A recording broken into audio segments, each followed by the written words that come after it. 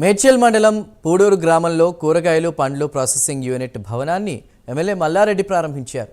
రైతును రాజును చేయాలనే లక్ష్యంతో ఇలాంటి కార్యక్రమాలు చేపట్టడం జరిగిందని మల్లారెడ్డి అంటున్నారు. బీఆర్ఎస్ హయాంలో కూరగాయలు పండ్లు ప్రాసెసింగ్ యూనిట్ భవనానికి భూమి పూజ చేసుకోవడం జరిగిందని, రైతులు దీనిని సద్వినియోగం చేసుకోవాలని సూచించారు. తెలంగాణలో మొట్టమొదటిసారి మన కేటీఆర్ గారి ఆలోచన మేరకు రైతులు ఎప్పుడు కూడా రాజులు కావాలి, రైతులు ఎప్పుడు కూడా గొప్పలు కావాలని చెప్పి పెద్ద ఆలోచనతోటి కేంద్ర బడ్జెట్ తోటి 4,70,00,000 తీసుకొచ్చిండు మా మల్కాజ్గిరి ఎమ్మెల్యే రాజశేఖర్ రెడ్డి గారు. గట్టిగా సపోర్ట్ కొట్టరు.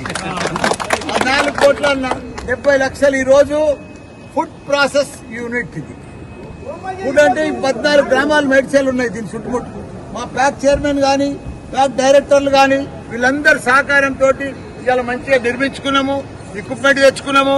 ఫుడ్ ప్రాసెస్ యూనిట్ ఈ రోజు ప్రారంభించుకున్నాము.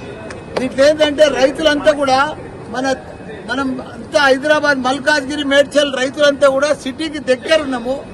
మంచి పంటలు పండించుకోవాలి. టమాటా గాని, ఆలు గాని, బేండి గాని, కూరగాయలు మంచి కూరగాయలు పాలి హౌజులు వేసుకొని పండించుకుంటే పెద్ద